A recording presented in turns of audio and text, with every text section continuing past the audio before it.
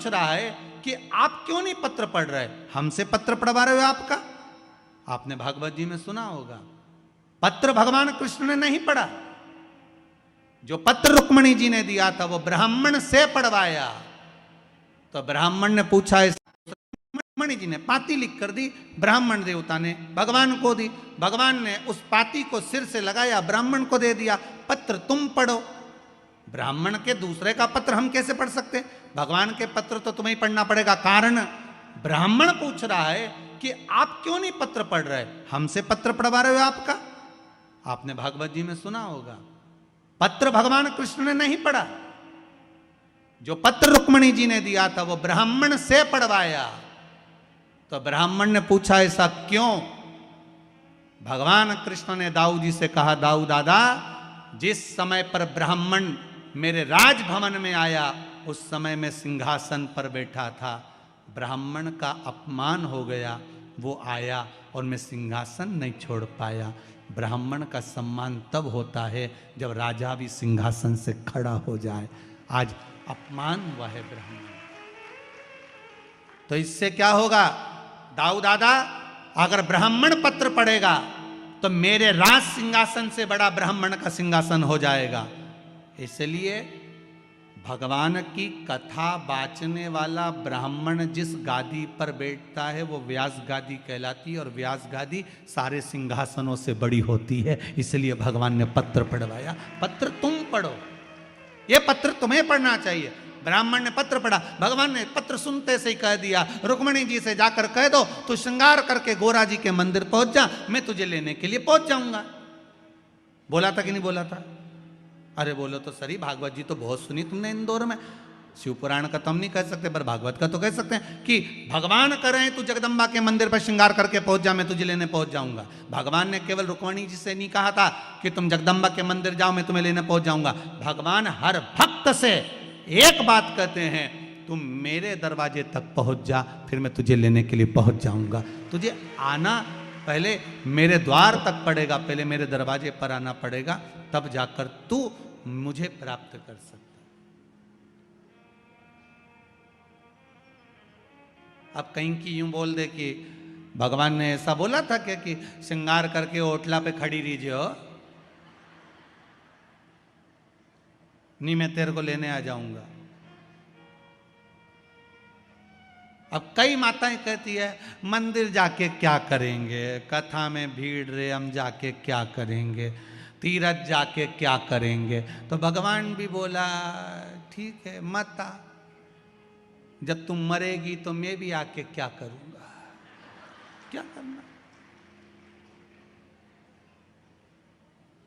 ये तो रिश्तेदारी वाली बात है। तुम भगवान के दरवाजे जाओगे तो भगवान अरे बोलो जम के तुम्हारे यहाँ आएगा। तुम किसी के यहाँ जाओगे तो कोई तुम्हारे, पहले की माताएं कैसी होती है, पहले मौसी के घर शादी, अब शादी में अगर तुमने तुम्हारी बहू को भेज दिया तो तुम्हारी जो बहन है वो भी क्या करेगी अगली बार, अरे बोलो जम के।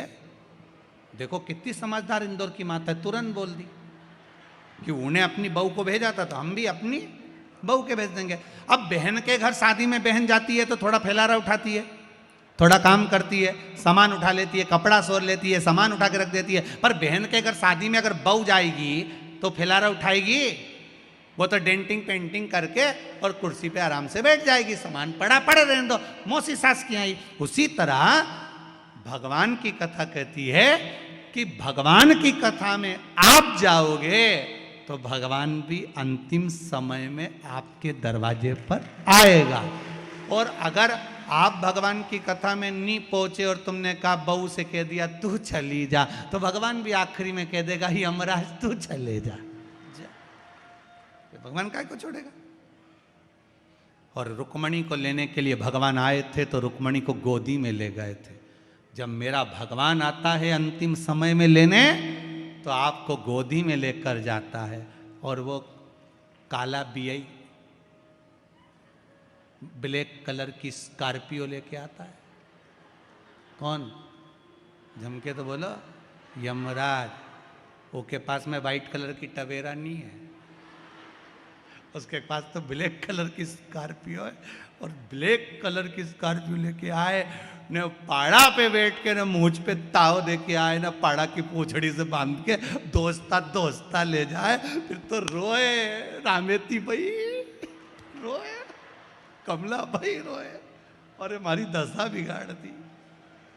तो पूरा मोहल्ला का लोग बोले कथा मिड़नी गई थी इसलिए हम दशा बिगड़ गई, अगर पहुंच गई होती तो वाइट कलर की टवेरा आती, मेरा महादेव लेकर आता और बिठाकर ले जाता, और ब्लैक कलर की स्कॉर्पियो पे जा रही बैठी। यमराज बनावे बंदी और काया हो गई गंदी, मेरे प्राण छूटे भोलेनाथ तो तुम नंदी लेकर। अंतिम समय परमात्मा आए, उसको बुलाने के लिए प्रयास हमें करना पड़ेगा। आप बुलाओगे तो आएगा ना, उसको बुलाओ। अब सती मैया को लगा मुझे जाना चाहिए, सती मैया पहुंच गई, और जैसे ही माता सती गई यज्ञशाला में पहुंची, देखा ठाट बाट सब, पर सती मैया का कोई सम्मान नहीं हुआ, आदर नहीं हुआ, क्रोध आ गया। एक गलती माता सती ने कर दी, बहुत बड़ी गलती थी माता सती की, कि वो यज्ञ की अग्नि में कूद कर समाप्त हो गई। काय में कूदी है? यज्ञ की अग्नि में कूदी। बस ये गलती माता सती ने कर दी।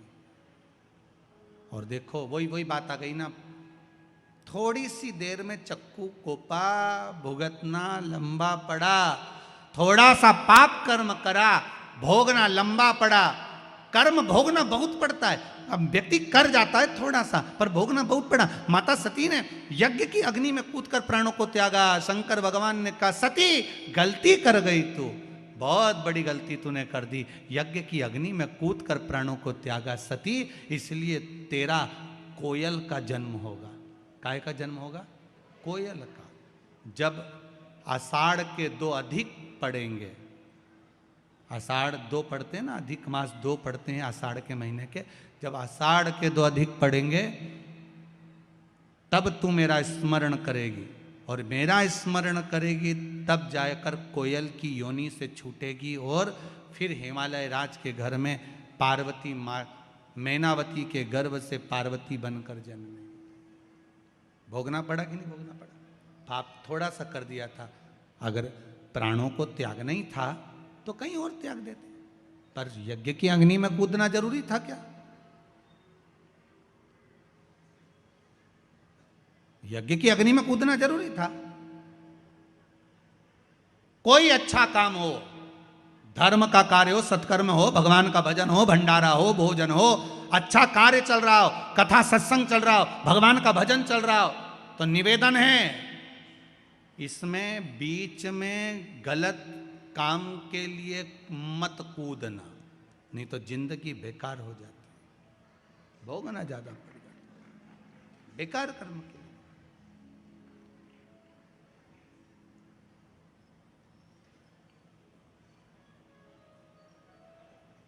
बाबा से बस एक निवेदन, हमारे कर्म हमें सुधारना। जब भाव शुद्ध हो तो क्यों ना मिले। 3 बजे कथा चालू हुई थी, ये जितने खड़े हैं आस पास इधर उधर, 3 बजे से कथा चालू हुई तो कम से कम 2:30 बजे से 2 बजे से खड़े होंगे। सही है कि गलत है? और बल्कि पहले से ही खड़े होंगे। जब से 6 बजे तक कथा जब तक चलेगी, 6 सवा 6 बजे तक, तब तक खड़े।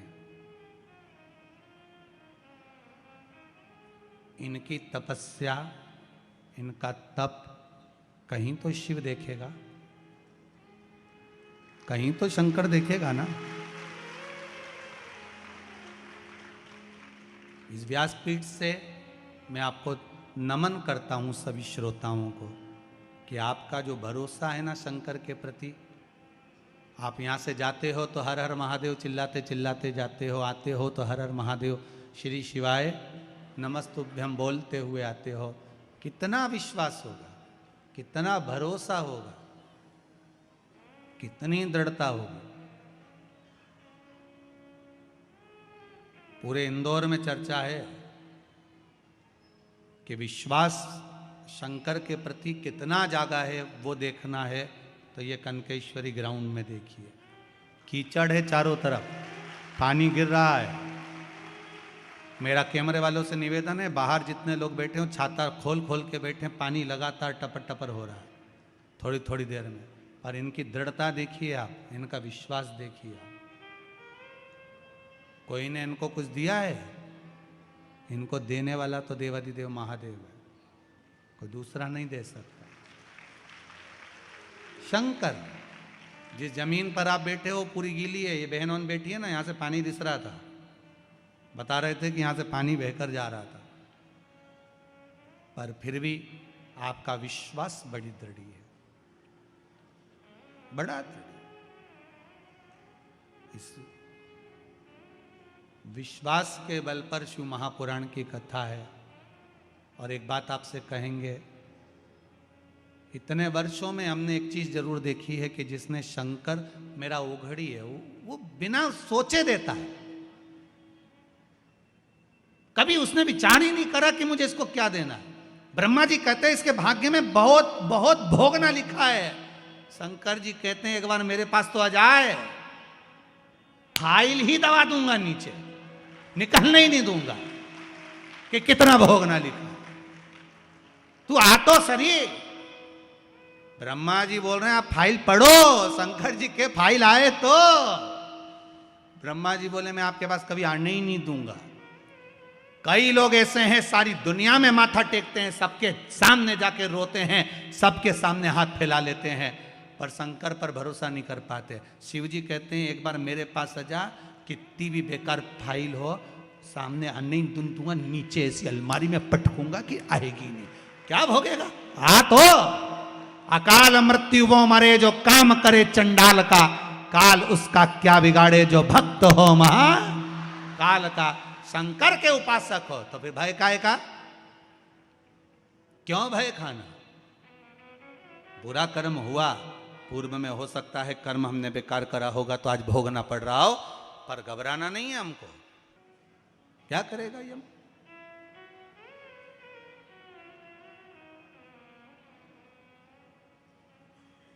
विश्वास की जागरूकता। और जब विश्वास पूर्ण तरह से प्रबल हो जाए तो भगवान भी खड़ा रहता है।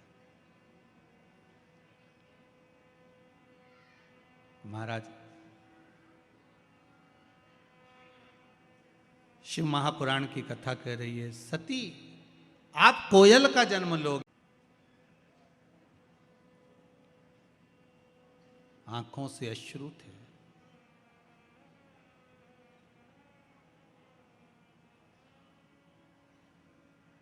नैनों से जल बह रहा था।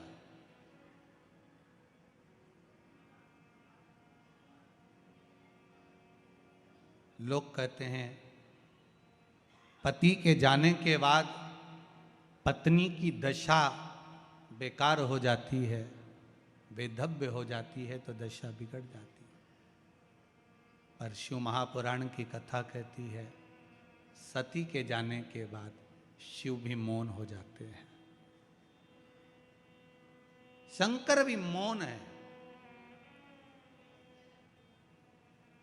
पति पत्नी का संबंध जो है केवल एक साधारण सा संबंध नहीं है महाराज, केवल एक साधारण सा संबंध नहीं है।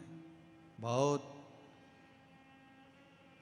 वो अपने माता पिता को छोड़कर, परिवार छोड़कर आपके लिए आपके घर पर आई है, उसका भी आदर पूर्ण होना चाहिए। एक व्हाट्सएप पे एक मैसेज पड़ा था, कोई ने लिखकर डाला होगा, तो उसमें लिखा हुआ था कि अपनी पत्नी का सम्मान करो, जो एक जोड़ कपड़ा पसंद करने में पूरी दुकान उठा पटक कर देती है, उसने तुम्हें पसंद करा है।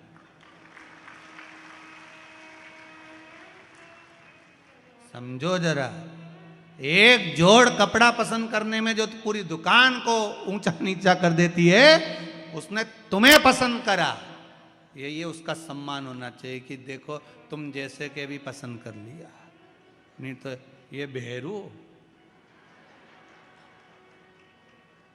कौन, जरा विचार करिए। सती चली गई मां, शिव नेत्र से जल बहा, खूब क्रोध आया, केश तोड़कर रुद्रगण उत्पन्न करा, यज्ञशाला विध्वंस हो गई, अग्नि में दक्ष प्रजापति का सिर गिर गया। बाद में देवताओं ने स्तुति करी तो बकरे का मुख भी लगा दिया, यज्ञ पूरा करवाया। उधर पितरों की 3 बेटियां थीं, मैना, धन्या और कला, जो पितृलोक में निवास कर रही हैं। सारे देवताओं के लोक से भी ज्यादा सुंदर होता है पितृलोक, जहां पर पितृ रहते हैं। बहुत सुंदर लोक है। पितृलोक क्यों सुंदर होता है? पितृलोक सबसे ज्यादा अच्छा क्यों माना गया है? पितृलोक की सुंदरता क्यों मानी गई है? उसका कारण होता है, जितनी समय भगवान विष्णु बैकुंठ में नहीं रहते, ज्यादा से ज्यादा समय भगवान विष्णु पितृलोक में रहते हैं। ज्यादा से ज्यादा समय पितृलोक। पूछा क्यों?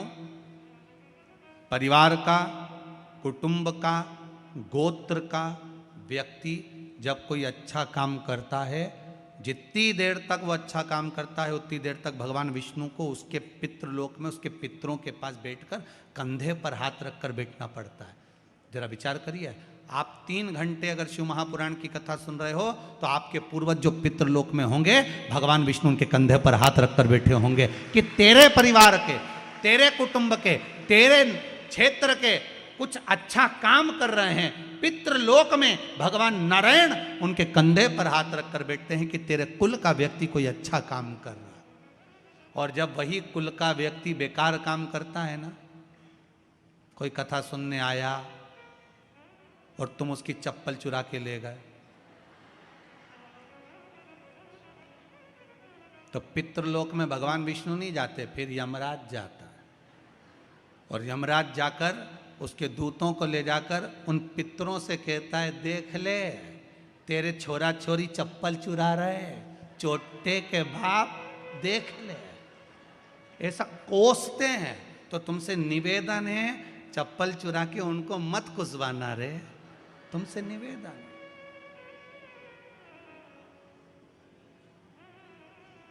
गंगा नहाने जाओ ना हरिद्वार में, तो वहां पे लोग भगवान का भजन करने जाते हैं, और कई कई लोग ऐसे आते हैं कि इनने कपड़ा उतारा, बेग धरा, ये करे गंगे हर, हम इनसे करें नंगे हर।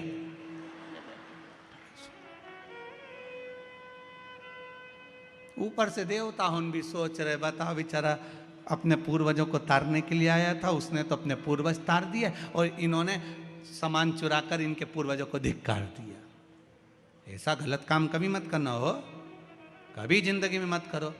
ये होता है कई बार। एक बार एक जगह कथा करने गया, एक माताजी की चप्पल कोई चुरा के ले गया। माताजी बड़ी रोती रोती आई और बहुत गुस्से में आके बोली, गुरुजी बताओ हमारी तो कोई चप्पल ले गया। तो हमने कहा अच्छा है, तुम्हारा काल था, कोई उठा के ले गया, टेंशन खत्म।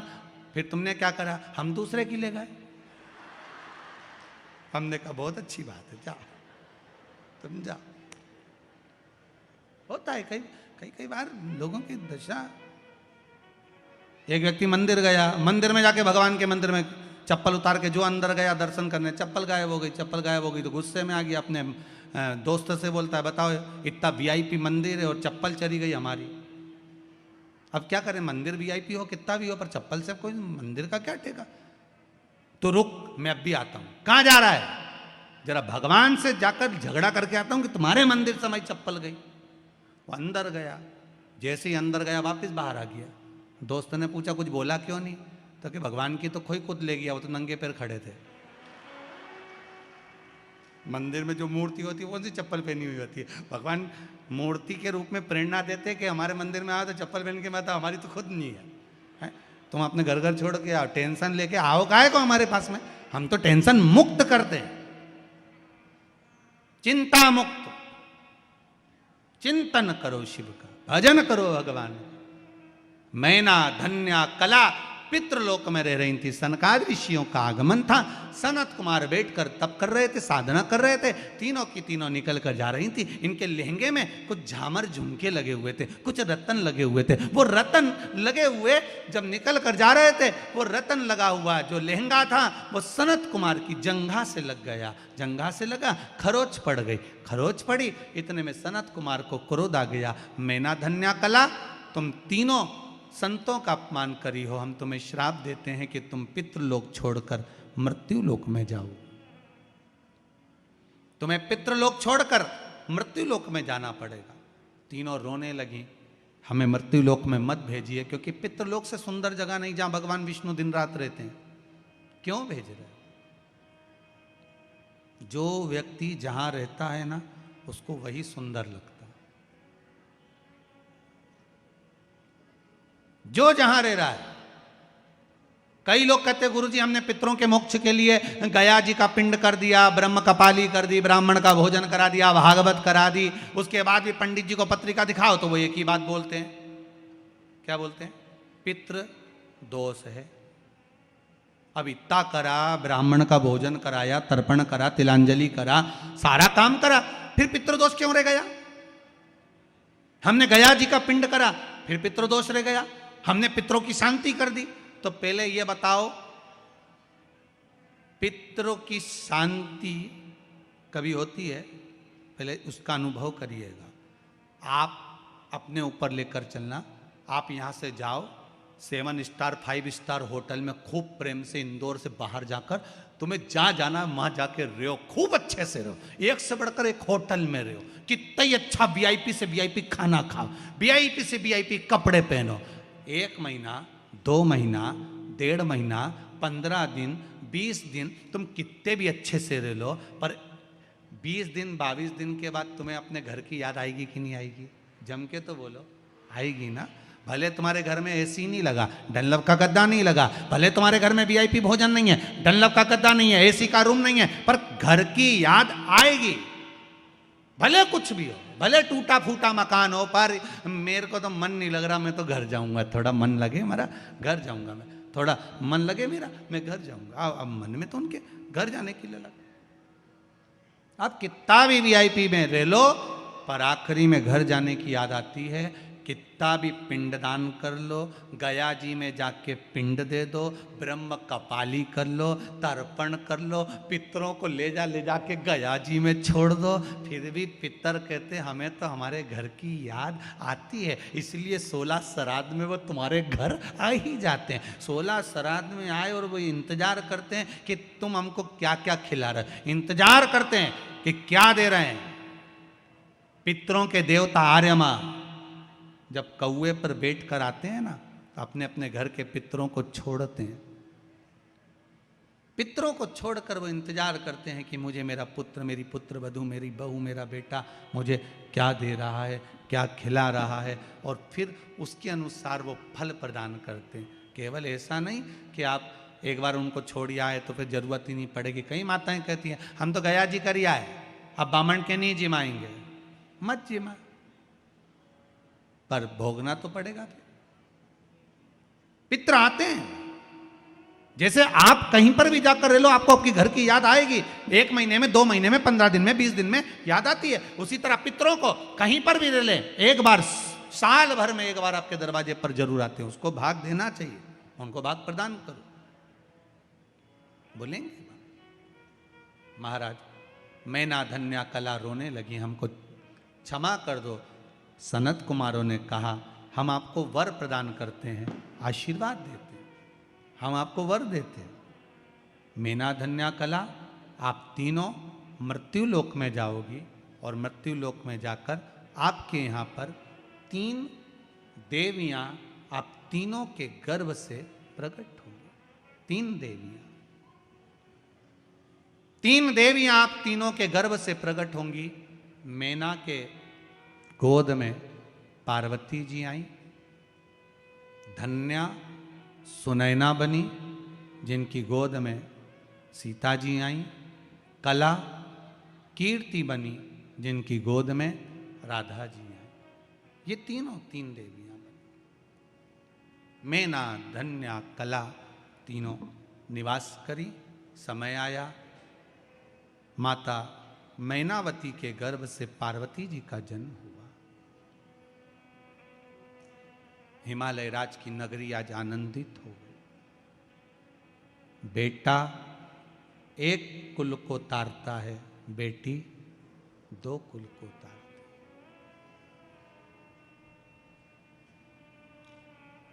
एक बार बेटा अपने माँ बाप को दुखी देख सकता है, पर बेटी कभी अपने माता पिता को दुखी नहीं देख सकती। वो बेटी हो, नहीं देख सकती। मेरा एक निवेदन सबसे रहा है, पहले से भी करा, आज भी करता हूं। मां अहिल्या शिव महापुराण की कथा चल रही है, इसमें एक निवेदन करूंगा। आप अपनी बेटी को खूब पढ़ाओ, अच्छे से अच्छे कॉलेज में पढ़ने भेजो, अच्छे से अच्छे स्कूल में पढ़ने भेजो। और मेरा बेटियों से निवेदन है, तुम्हारे पिता तुम्हारे लिए अपनी जान निकाल के रख देते हैं, वो कभी मना नहीं करते कि तू कैसे कपड़े पहन रही है। उसको विश्वास है कि मेरी बेटी पढ़ रही है। मेरी बेटी को मैंने कॉलेज भेजा है, मेरी बेटी को मैंने स्कूल भेजा है। एक बाप अपने बेटे की पढ़ाई पर जितना ध्यान नहीं देता, उतनी अपनी बेटी की पढ़ाई पर ध्यान देता है। 94 तरह के नरक होते हैं, उसमें एक नरक होता है, गरुड़ पुराण में लिखा है, जो कन्यादान से मुक्त होता है। कन्यादान से मुक्त होता है। 94 तरह के नरक में एक नरक ऐसा होता है, जब तक बाप के घर में अगर बेटी का जन्म हुआ है और बाप अगर उस बेटी का कन्यादान नहीं करता, तो बाप को 94 की 94 नरक कई बार भोगना पड़ते हैं। तो मेरा बेटियों से एक निवेदन है, तुम्हारे पिता ने तुमको पढ़ाया, तुम्हारे पिता ने तुम्हारा पालन करा, तुम्हारे पिता ने कभी तुम्हें टोका नहीं, तुम्हारे पिता ने कभी तुम्हें रोका नहीं। बस निवेदन इतना सा है बेटियों से कि अपने पिता को कन्यादान का मौका जरूर देना, यहाँ वहाँ मत चली जाए। अपने बाप को, अपने पिता को कन्यादान का मौका जरूर देना। किसी के बहकावे में आकर, किसी के फुसलाए में आकर, किसी के कहने पर आकर आप किसी के साथ जाने का प्रयास मत करना। कितना भी प्रेम किसी से हो जाए, आखिरी में कह देना कि मेरा पिता कहेगा शादी वहीं करूंगी, मेरा पिता कहेगा कन्यादान का मौका जरूर दूंगी मैं अपने बाबुल को। 94 तरह का नरक मेरा बाप भोगे, ये मैं नहीं देख सकती। ये बेटी की मर्यादा है। आज के जमाने में अनेक धर्म के लोग हमारे हिंदू धर्म की बेटियों को बहला रहे हैं, फुसला रहे हैं, अच्छा अच्छा आकर्षण दिखा रहे हैं, और बेटियां उनके कहने में चली जा रही हैं। मेरा बेटियों से निवेदन है, अपने बाप को नरक मत भोगने देना। 94 तरह का नरक बाप ना जाने कितनी बार भोगता है। हर किसी की यहाँ बेटी का जन्म नहीं होता। दो मित्र मिले बहुत दिनों के बाद, दोनों ने आपस में बात करी। एक बोला, क्यों रे शादी हो गई तेरी? हाँ। हो गई शादी? हाँ। और तेरी हो गई? हाँ। कितने बच्चे तेरे? मेरी 2 लड़कियां हैं, ये मेरे साथ में खड़ी हैं। और तेरी शादी हो गई? हो, मेरे 2 बेटे हैं। 2 बेटे? अरे वाह, अच्छा हुआ भगवान ने मुझे लड़की नहीं दी, अच्छा हुआ मुझे भगवान ने बेटी नहीं दी। कहाँ ध्यान रखता है, स्कूल छोड़ने जाओ, कॉलेज छोड़ने जाओ, उसका ध्यान रखो, शादी करो, ब्याह करो। अच्छा है मेरे घर में 2 बेटे हैं, ध्यान देने की जरूरत नहीं पड़ती, कम से कम बेटे तो हैं घर में। बेटी का जो बाप अपनी बेटियों के हाथ पकड़ा था, उसकी आंख में आंसू ढलने लगे कि मेरे घर में बेटा नहीं, मेरे घर में बेटियां। रो रहा था। एक बेटी ने अपने पिता का मुख देखा, सामने वाले अंकल का कुर्ता खींचा। अंकल का कुर्ता खींच कर कहा, अंकल आप कहते हो कि अच्छा हुआ भगवान ने आपको बेटी नहीं दी? अंकल मैं कहती हूं भगवान बेटी हमेशा भाग्य वालों को देता है, तेरे जैसे खोलने को नहीं देता। जो अपनी बहन बेटी को कभी एक साड़ी नहीं देता, कभी अपनी बहन बेटी को सामान नहीं देता, जैसे जैसे नंदे घर में आती हैं, बहन बेटी घर में आती हैं, तो भाभियों का मुंह भगोना हो जाता है। तो ऐसे के घर में कौन लड़की देगा? कौन दे बेटी? भगवान भी सोच समझ के बेटी देता है। कई कई करोड़पतियों के यहाँ इतना पैसा, लोग कहते हैं इसके घर में बेटी हो जाती है, उसके घर में बेटा हो जाता है। और कई कई ऐसी हैं जो बेचारा ठेला चला रहा है, उसके घर में 2-3 लड़कियां हो जाती हैं। क्यों? कारण क्या है? भगवान ने उसको कन्यादान का मौका नहीं दिया, क्योंकि भगवान जानता है कि 94 नरक भुगताना है। और एक गरीब ठेला चलाने वाले के घर में 3-3 लड़कियां इसलिए दे दी क्योंकि इसको अब मुक्त कर देना है, इसको बैकुंठ तक पहुंचा देना है। कन्यादान करने वाला 94 नरकों से मुक्त हो जाता है। जिन जिन के घर में बेटियां हो उनके चरण छूकर मैं प्रणाम करता हूं। धन्य है आप, आपके घर में बेटी का जन्म हुआ। साधु वार्ता है आपको, धन्यवाद। बेटी जन्मी, हिमालय राज आज प्रसन्न है जिनके घर में बेटी का जन्म हुआ है। बड़े खुश होना बेटी के जन्म पर, बड़े आनंद में रहना। मेरे घर में बेटी हुई है, उसके बराबर कोई सुख नहीं। और बेटियों से निवेदन है कन्यादान का मौका जरूर देना। बहलाने फुसलाने में मत आ जाना।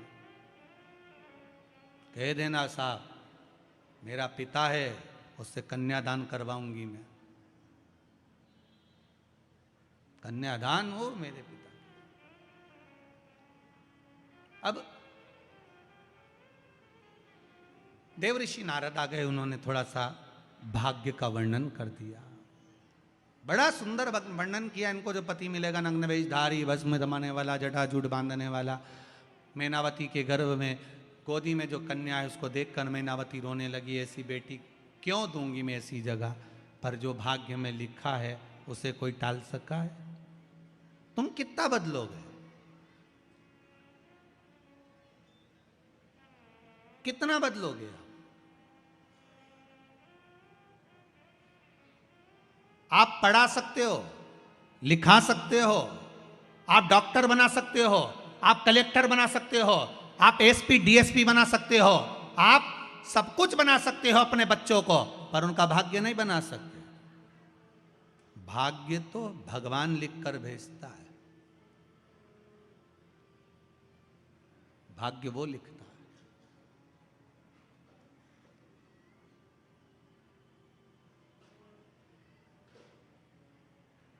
उसके सिवा कोई नहीं लिख सकता।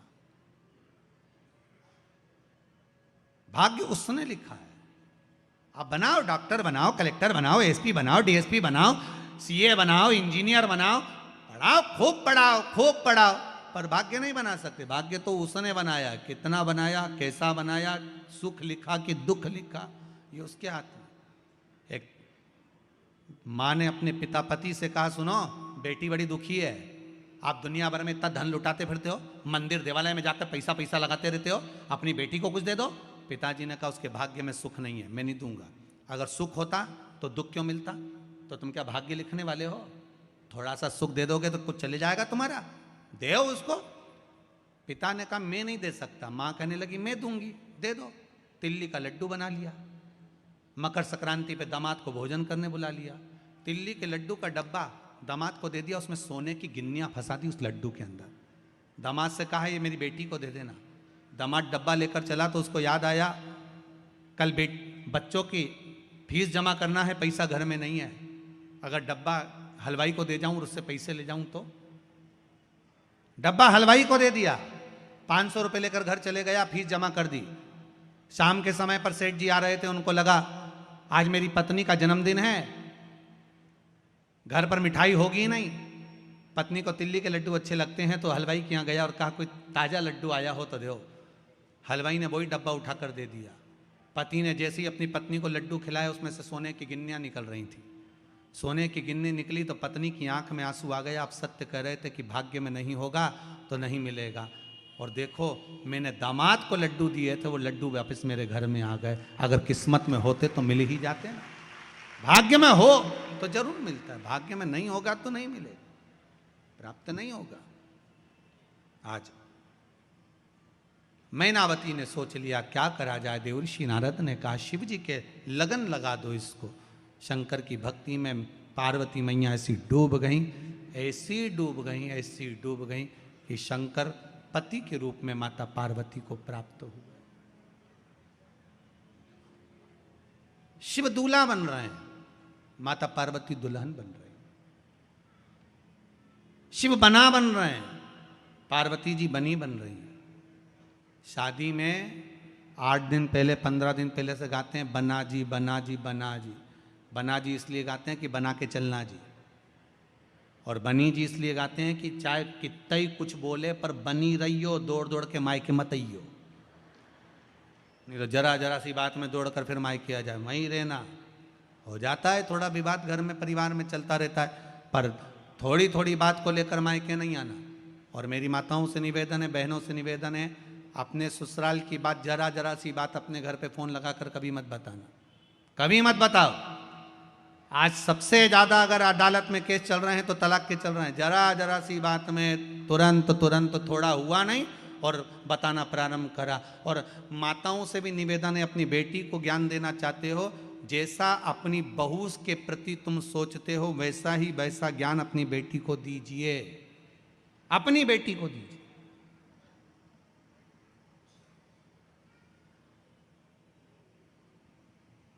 थोड़ा सा अच्छा बनाने का प्रयास करिए। भाग्य में लिखा है, सुख लिखा होगा तो सुख मिलेगा। मान लो एक जगह तलाक हो भी गया, दूसरी जगह शादी करोगे, फिर दुख लिखा होगा तो क्या कर लोगे? भाग्य में जो लिखा होगा वो तो भोगना ही है। इसलिए फिर निवेदन, मत बुरे कर्म कर बंदे वरना पछताएगा। भगवान की आंखों से तू बच नहीं पाएगा, तू बच नहीं पाएगा। अरे ओ अज्ञानी मत करना नादानी। बचना मुश्किल है। देवता गए भगवान शंकर के लिए सुंदर श्रृंगार लेकर। बाबा भोलेनाथ जी बोले मैं श्रृंगार खुद कर लूंगा। सुंदर सुंदर रथ लेकर गए। बाबा बोले मैं खुद रथ पे बैठ जाऊंगा, मुझे नहीं चाहिए। अच्छे अच्छे लग गए तैयार करने के लिए। बाबा कहे मेरा तैयार मैं खुद कर लूंगा। आज का मुहूर्त था शादी का, बारात लेके ही नहीं गए। शंकर भगवान से पूछा बारात कब चलोगे? शिव जी बोले मुहूर्त तो आन दो। मुहूर्त कब आएगा? जब आ जाएगा जब चल देंगे। मुहूर्त ही नहीं आया। 8 दिन निकल गए, 15 दिन निकल गए। हिमालय राज ने टेंट वाला, घोड़ी वाला सबको वापिस कर दिया। पंडित जी भी वापिस चले गए कि बताओ बारात ही नहीं आ रही तो रख के क्या करेंगे? मुहूर्त ही नहीं आया। अब जो मुहूर्त निकला था वो तो निकाल दिया। शिव जी का मुहूर्त नहीं आया। शिव जी का मुहूर्त कब आया? जब सामने से अर्थी आई। सामने से लोग मुर्दे को लेकर आ रहे थे। राम नाम सत्य कहते कहते शंकर जी खुश हो गए, नाचने लगे, मेरा मुहूर्त हो गया, अब मुझे बारात लेकर जाना है। स्वप्न में अर्थी दिखती है तो समझ लो कोई शुभ कार्य होने वाला है। किसी को मरा हुआ देख लिया स्वप्न में, समझ लो उसकी उम्र बढ़ गई। और आप कोई शुभ कार्य के लिए जा रहे हो, सामने से अर्थी निकल कर चली गई, समझ लो वो कार्य सफल होने वाला है, उसमें सफलता मिलने वाली। अर्थी का दर्शन कोई कार्य के लिए जा रहे हो, शुभ कार्य के लिए, शुभ माना गया। इसका मतलब ये नहीं है कि तुम शमशान के पास ही घर बना लो। नहीं तो तुम्हारा क्या है, तुम तो कहो सीवर वाला महाराज बोला है, अपन तो शमशान के पास घर बना लो, रोज मुर्दा आता जाता दिखेगा तो अपना कार्य अच्छा होता जाए। इसका मतलब ये नहीं हो। शुभ कार्य के लिए शिव जी श्रृंगार कर रहे हैं।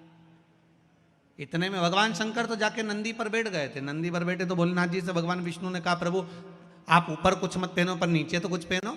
एक आसन पर भगवान भोलेनाथ जी बैठे थे। शिव जी ने कहा इसी आसन को मान लेता हूं। बांधा, खुल गया, फिर बांधा, फिर खुल गया। आसन तो आसन था, खुल रहा था तो शंकर जी ने अपने गले में से सांप को उठाकर नीचे बांध लिया। बांध कर नंदी पर जाकर बैठ गए। नंदी पर बैठे तो उल्टे बैठे। नंदी का मुख उधर था, शिव जी का मुख इधर था। इंद्रदेव ने शंकर जी से जाकर पूछा भोलेनाथ जी आपकी शादी हो रही है, दूल्हा हमेशा सीधा बैठता है, आप उल्टे क्यों बैठे हो? शंकर भगवान बोले हमारा कोई बाप नहीं, हमारा कोई भाई नहीं, बारात कैसे देखेंगे? आगे से नंदी देखेगा, पीछे से हम देखेंगे, इसलिए उल्टे बैठे। नंदी पर औंधे बैठे। और जो बारात चली और देवताओं ने शहनाई बजाना प्रारंभ करी। जैसे ही शहनाई बजाना प्रारंभ करी तो जो आसन पे बंधे हुए थे महाराज वो भी डोलने लगे। जैसे ही डोलने लगे तो पुंगी बजाने वालों ने जैसी शहनाई बजाई, बाबा का आसन फिर खुल गया। ब्रह्म देवता नाचते नाचते आकर बोले प्रभु प्रभु प्रभु। भोलेनाथ जी बोले क्या हो गया? आसन फिर खुल गया। शंकर भगवान ने सांप को फिर लपेटा, चुपचाप लपेटा। क्यों खुल रहा है बार बार? सांप बोला प्रभु आपकी शादी है, आदत से छूट नहीं सकता, ये पुंगी बजाते हैं और मेरे को जब तक नाचू नहीं आनंद नहीं होता है। उज्जैन में वो घोड़ा गाड़ी चले ना, तांगा, उज्जैन में सवारी बैठ गई तांगे में, तांगे वाला सवारी लेकर चला स्टेशन की, सुबह सुबह का समय। अब वो तांगा चलाने वाला की जो तांगा था, घोड़ा गाड़ी थी, वो थोड़ी देर बाद रुक जाए, तांगे वाला नीचे उतरे, नाचे, फिर गाड़ी में बैठे तांगे में, फिर चले, फिर वो घोड़ी रुक जाए, फिर चले। अब जो बैठे बेचारे स्टेशन जाने वाले, उनकी ट्रेन नहीं छूट जाए, तो उन्होंने पूछ लिया भैया ये पागलपंती क्यों करे बार बार बार बार? नीचे उतरे ने, नाचे ने, फिर आगे बढ़े। उसने कहा जीजी जो बारात की घोड़ी थी वो तांगा में आ गई और तांगा की घोड़ी घर रह गई। अब जब तक नाचो नहीं तब तक आगे बढ़े नहीं, क्योंकि वो आदत, अब उसकी आदत थी वो घोड़ी की, जब तक वो दो चार के देख नहीं ले तब तक दो कदम चले नहीं। तो बेचारा तांगे वाले ही उतर के नाच रहा।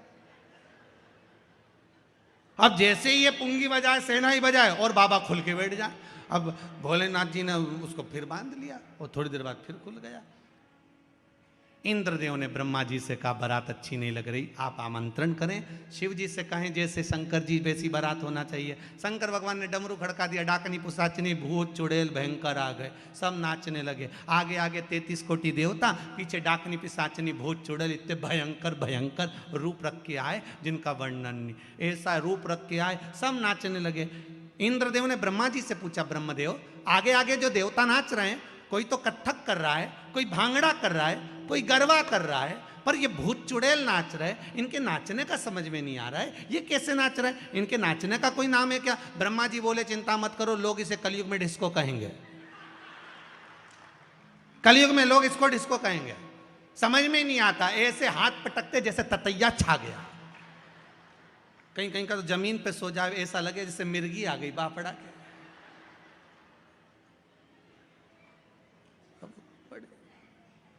सब नाचते कूदते बड़े प्रेम से चले, हिमालय राज की नगरी में पहुंचे। शिव जी के विवाह में और राम जी के विवाह में अंतर है। राम जी की शादी में सबसे पहले भांवर डली थी, फिर भोजन हुआ था। शंकर जी की शादी में सबसे पहले भोजन हुआ था, फिर भांवर डली थी। एक तरफ 33 कोटि देवता बैठ गए, दूसरी तरफ भूत चुड़ैल बैठ गए। पत्तल लगाने वाले आए, इधर लगा कर गए, इधर आए। एक के 12 मुंह थे, उससे पूछा दादा कौन से मुंडा से खाएगा, पत्तल कहाँ रखूं बता। उसने कहा 12 ही रखो, 12 पत्तल रखी और आगे गए। एक का मुंह आगे भी था पीछे भी था, उससे जाके पूछा तू कैसे खाएगा, उसने कहा पीछे भी रखो, एक पत्तल पीछे रखी और आगे गए। एक का मुंह ही नहीं था, गला ही गला था, उससे पूछा दादा तू कैसे खाएगा, उसने कहा बाल्टी में लाता जाओ कूड़ता जाओ, बाल्टी में लाता जाओ कूड़ता।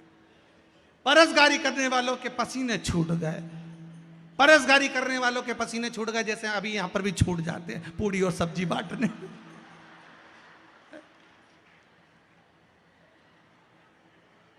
मैं चैनल वालों को बोला था कल भी और परसों भी बोला था कि यहाँ पर जो पंडित रमेश मेंदोला मित्र मंडली जो भोजन करा रही है पूड़ी सब्जी का, इसका एक बार दर्शन जरूर कराओ जरा टीवी वालों को कि कितने लोग कितने लाइन से और कितने प्रेम से भोजन कर रहे हैं। उसका एक आनंद ही दूसरा होता है, उसका सुख ही दूसरा होता है। तो परसगारी करने वालों के पसीने छूट गए। अब पसीने छूटे तो परसगारी करने वाले पहुंचे और पहुंचते से ही हिमालय राज से जाकर कहा महाराज जी ऐसी बारात हमें से नहीं जिमाई जाए, हमसे बड़े परेशान हो गए, जिमा जिमा के क्या करें। हिमालय राज ने कहा ब्याह नारद जी ने पक्का कराया, उसको पकड़ो। बीच में जो होता है ना उसकी आपस सबसे ज्यादा होती। नारद जी को पकड़ा, नारद जी बोले क्या बात है, इनको कैसे जिमाए। नारद जी बोले देवता तो बैठ के जिम रहे हैं ना, हाँ इनका क्या करे भूत चुड़ैल का। तो क्या कुछ मत करो, इनके हाथ में एक एक प्लेट पकड़ा दो, एक एक चम्मच पकड़ा दो, जैसे गाय के खूंटा से छोड़े इनके पूरे ग्राउंड में छोड़ दो, बस जान दो जरा दम के। और पूरे ग्राउंड में भोजन चारों तरफ रख दो, यहाँ पानी पतासा, वहाँ छम्मक लड्डू, वहाँ गुलाब जामुन, वहाँ इमरती ने भजिया न पकौड़ा, सबके प्लेट चम्मच दे दी। सब टूट पड़े भयंकर और खड़े खड़े खा रहे, एक दूसरे को टाचा देते जा रहे भयंकर। किसी की आंख नीली, कोई का होठ कत्थई, तुम लोग गयोगे भी शादी में तो तुम्हें ज़्यादा मालूम होगा। कहीं की बिंदी यहाँ लगा के यहाँ चिपका आई, ऐसा बाल का ना जाने कौन सा गुच्छा बनाया, ऐसा बाल निकल रही दमदमी माई, तो सब इधर से साड़ी टच, इधर से पिन टच, ऐसी घूमती फिरे। राम, ज्यादा हंस भी नहीं सकती, लिपस्टिक दांत में चिपक जाए। गुलाब जामुन भी अच्छे से नहीं खा सकती, पूरा मुंडा फाड़ना पड़े तब मुंह में जाए, क्योंकि गुलाब जामुन में लिपस्टिक चिपक जाए, बड़ी तकलीफ है। और इधर से छोरा छोरी रोए, मम्मी मम्मी चट हट सब, और खाए सब, खाए। और खा पी के सबसे पहले जो गाड़ी में बैठी, सांस की चैन की, दादा अखाड़े में से बाहर आ गए, राम जी चैन की नींद सोए। फिर जो नकली नकली पहन के आई थी सब गाड़ी में उतारना चालू करा। 3 दिन तक तो नीम की डांट डाल के रखी, भगवान कान पकी गया। अब से इनकी सारे, और सबसे ज्यादा आनंद आता है वो पानी में भर के खाते गुपचुप, पानी पतासा। यहाँ पानी पतासा बोलते हैं, हैदराबाद में गुपचुप बोलते हैं। गुपचुप इसलिए बोलते होंगे जैसे मुंह में गुप आदमी चुप, उससे ज्यादा और हो क्या। चली गई मुंह में डप से अंदर, सबसे ज्यादा आनंद आए। और उसी के पास भीड़ ज्यादा, सबको भिखारी जैसा कटोरा पकड़ा दे, दो ना लेते जा, भैया भैया भैया दे दे। और बापड़े को गर्मी अलग लग रही, खुजाल अलग चल रही, ले ले खा ले खा। और क्या, और बाहर जाते जाते लोग बात कर रहे हैं पानी पतासे का पानी तो ऐसा जोरदार घर में ही नहीं बने, क्योंकि घर में एक्स्ट्रा सामान नहीं डले तो स्वाद ज्यादा है। अरे ऐसा पानी खाओ। शिव जी का मंगल ब्याह हो रहा है, बारात आ रही है, शंकर पार्वती पधार रहे हैं। भाव भक्ति से शिव जी और पार्वती के मंगल विवाह का आनंद लेंगे। आनंद के साथ आप सभी लोगों को भगवान शिव के विवाह की मंगल मंगल बधाइयाँ। बड़े आनंद के साथ कल फिर कथा में 3 बजे से 6 बजे तक कथा की ओर अग्रण्य होंगे। शंकर पार्वती पधार रहे हैं। एक बार जोरदार ताली बजाकर शिव पार्वती का स्वागत आनंद के साथ में।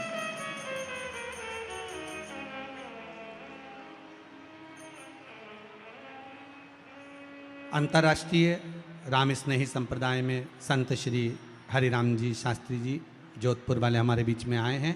एक बार जोरदार ताली बजाकर उनका स्वागत। 5 मिनट का आशीर्वाद वचन आदरणीय गुरुदेव से प्राप्त करेंगे अपन। माइक दीजिए गुरु जी के पास। 5 मिनट का आशीष वचन गुरु जी से प्राप्त करेंगे। जब तक शिव पार्वती का मंगल विवाह हो रहा है, माता पार्वती भगवान शंकर के गले में जयमाला देंगी।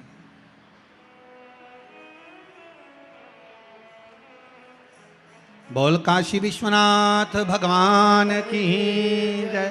शंकर भगवान माता पार्वती के गले में जयमाला दे रहे हैं। बोल काशी विश्वनाथ भगवान की जय। हर हर महादेव हर। भाव भक्ति से 5 मिनट गुरुदेव का आशीर्वाद प्राप्त करेंगे। जब तक हमारे बीच में विराजमान आदरणीय श्री कैलाश जी विजयवर्ग जी और साथ में श्री रमेश जी मेंदोला जी पधार कर कन्यादान करेंगे। भाव भक्ति से तिलक करेंगे शिव पार्वती का आनंद के साथ। आप सब भी अपने स्थान पर बैठे रहिए और भाव भक्ति से शिव कथा का लाभ लेते हुए शुभ आशीर्वाद आदरणीय संत शिरोमणि श्री हरिराम जी शास्त्री जी महाराज से प्राप्त करें। बोलिए महाकाल राजा की। हमारे बीच में हमारे राष्ट्रीय नेतृत्व कैलाश विजयवर्गीय जी से निवेदन करते हैं कि कृपया मंच पर पधार कर आदरणीय रमेश मेंदोला जी से करबद्ध प्रार्थना निवेदन, कृपया मंच पर पधार कर यहाँ पर कन्यादान पूजन करें। और उसके पूर्व हमारे बीच में पधारे अंतर्राष्ट्रीय राम स्नेही हरिराम जी महाराज जी का स्वागत अभिनंदन अभिवादन करें। आदरणीय रमेश मेंदोला जी से भी निवेदन है कि वे भी संत श्री का आत्मिक स्वागत, अभिनंदन, अभिवादन करें।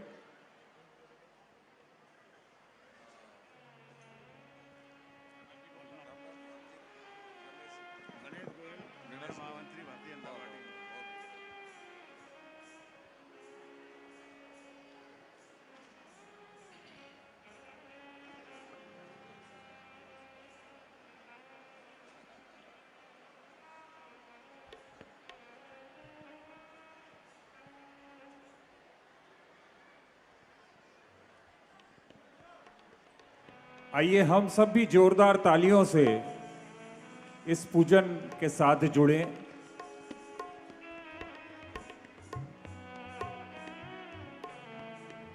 आदरणीय रमेश मेंदोला जी हम सब की ओर से अभिनंदन, अभिवादन करते हुए गुरु जी का जोरदार तालियों के साथ जुड़ना चाहिए भाई। आदरणीय कैलाश विजयवर्गीय जी हमारे राष्ट्रीय नेतृत्व,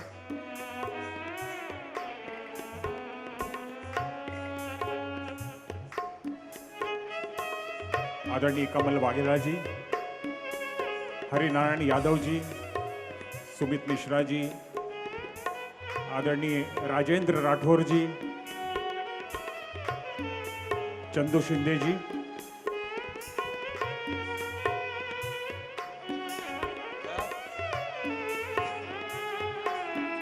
आदरणीय गणेश गोयल जी,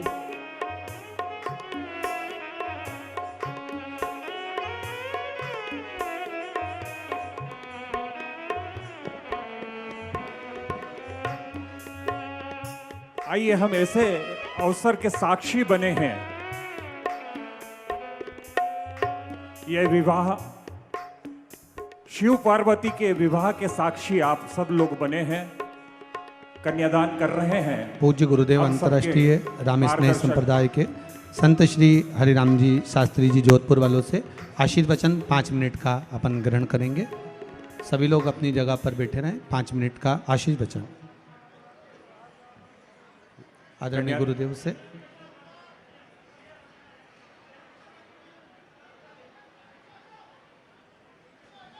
कन्यादान कर रहे हैं आदरणीय कैलाश विजयवर्गीय जी, रमेश मेंदोला जी।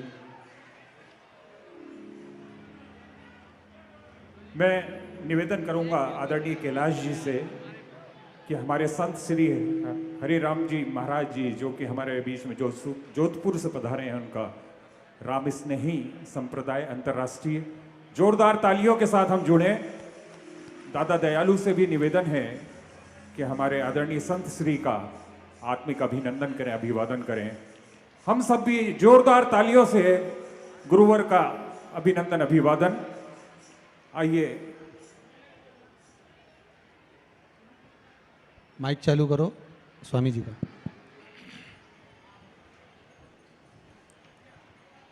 संसदी का स्वागत, अभिनंदन आदरणीय रमेश मेंदोला जी करें। कैलाश जी ने लक्ष्मण दास जी महाराज जी का अभिनंदन किया, रमेश जी ने अभिनंदन किया संसदी का।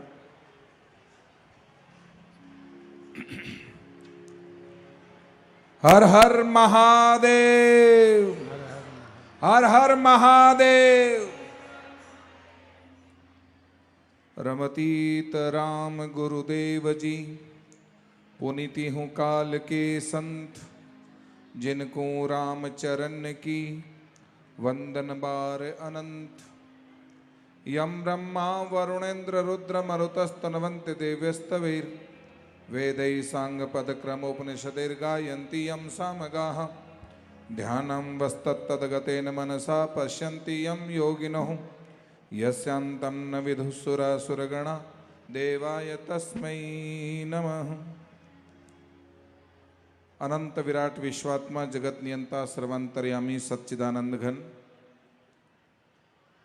भगवान भोलेनाथ सदाशिव शंकर भगवान के श्री चरणों में प्रणति करते हुए मेरे आराध्य देव इष्ट देव अंतर्राष्ट्रीय राम स्नेही संप्रदाय के जन्मदाता पूज्यपाद स्वामी जी श्री रामचरण जी महाराज के पावन से चरणों में वंदन करते हुए व्यासासन को सुशोभित कर हम सभी को शिव पुराण के माध्यम से शिव भक्ति से ओतप्रोत करने वाले परम श्रद्धेय आदरणीय सम्माननीय श्रद्धेय प्रवर श्री प्रदीप जी मिश्रा जी और इंदौर शहर के महामंडलेश्वर परम श्रद्धेय श्री लक्ष्मण दास जी महाराज साहब,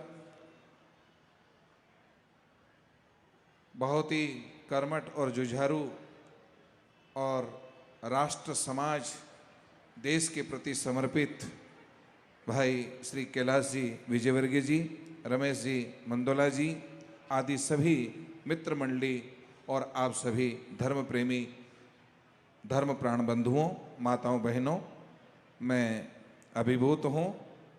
बहुत समय से प्रदीप जी मिश्रा जी का अनन्य भाव यदा कदा भक्तों के माध्यम से सुनने को मिल रहा था।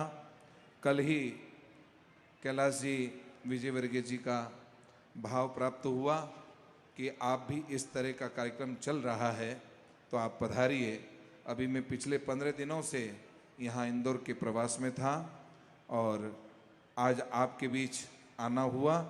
शंकर भगवान की दिव्यता और महत्ता से हम सबको गदगद किया और बहुत ही आनंदित किया, क्योंकि भगवान की भक्ति सर्वोपरि है और भगवान के इस शंकर भगवान के दरबार में जो आ जाता है वह सब कुछ बेड़ा पार कर लेता है और सब कुछ आनंदित हो जाता है।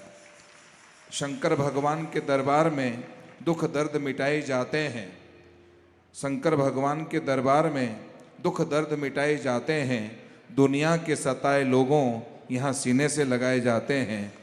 दुनिया के सताए लोग यहाँ सीने से लगाए जाते हैं। क्यों डरते हो ए दीवानों इस दर पर शीश झुकाने से? अरे ओ दीवानों इस दर पे तो शीश भेंट चढ़ाए जाते हैं। यह महफिल है मस्तानों की, हर शख्स यहाँ पर मतवाला। यहाँ जामे हकीकत के प्याले भर भर पिलाए जाते हैं। इल्जाम लगाने वालों ने इल्जाम लगाए लाख, मगर प्रभु की सौगात समझकर हमें इसे सिर पे उठाए जाते हैं। हम इसे सिर पे उठाए जाते हैं। भगवान शंकर की भक्ति को करने वाला, भगवान शंकर की शरणागत होने वाला, वो किसी की परवाह नहीं करता है और भगवान में समर्पित हो जाता है। और जो भगवान की भक्ति को जो समर्पित हो जाता है वह सब कुछ अपने जीवन में प्राप्त कर लेता है। उसकी जीवन में कोई भी आकांक्षा या तमन्ना या महत्वाकांक्षाएं शेष नहीं रहती हैं। वो अपने जीवन में सब कुछ प्राप्त कर लेता है। तो इस तरह का रमेश मंदोला जी का ये मित्र मंडली के द्वारा आयोजित इस शिव पुराण के कार्यक्रम में आप सभी का जो भाव अभिभूत करने वाला है और शंकर भगवान की दिव्यता से हम सबको आनंदित करने वाले ऐसे प्रदीप जी मिश्रा जी, जो हमारे बहुत ही अपनी सहज और सरल भाषा में विनोद भाव से और हास्य भाव से छोटी छोटी बात को इस तरह से व्यक्त करके हमारे दिल और दिमागों में बिठाकर हमें वो करने के लिए और शास्त्रोक्त परंपराओं को करने के लिए हमें विवश करने वाले ऐसे प्रदीप मिश्रा जी का बहुत बहुत हृदय से मैं सम्मान और अभिनंदन और स्तवन करता हूँ। इन्हीं मंगल भावनाओं के साथ मैं अपनी वाणी को विराम देता हूँ। जय हिंद, जय भारत। संत श्री के लिए एक बार जोरदार तालियां उनके श्री चरणों में। और मैं बहुत ही विनम्रता के साथ, आदर के साथ कैलाश जी से निवेदन करूंगा कि वो थोड़ा सा आभार गुरु जी का शब्दों के साथ।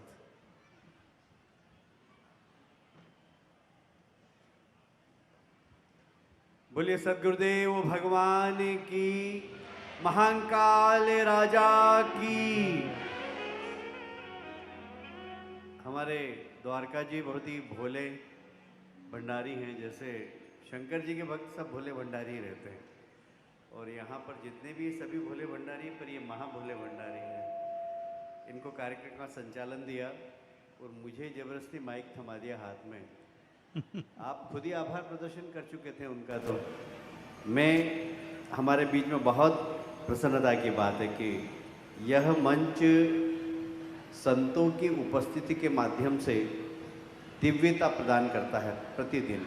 कल भी जगत गुरु शंकराचार्य जी आए थे, भानपुर पीठाधीश के। आज हमारे बीच में जोधपुर से पधारे हैं हरिराम जी महाराज, जो गीता भवन में थे। कल मैंने उनसे आग्रह किया कि आप पधारें एक शिव पुराण चल रही है। प्रदीप जी हमारे मध्य प्रदेश के ही हैं, वो शिव पुराण कर रहे हैं। बोले मैं अवश्य आऊँगा। आपने यहाँ पर आकर अपने चरण रखे, हम सब धन्य हुए।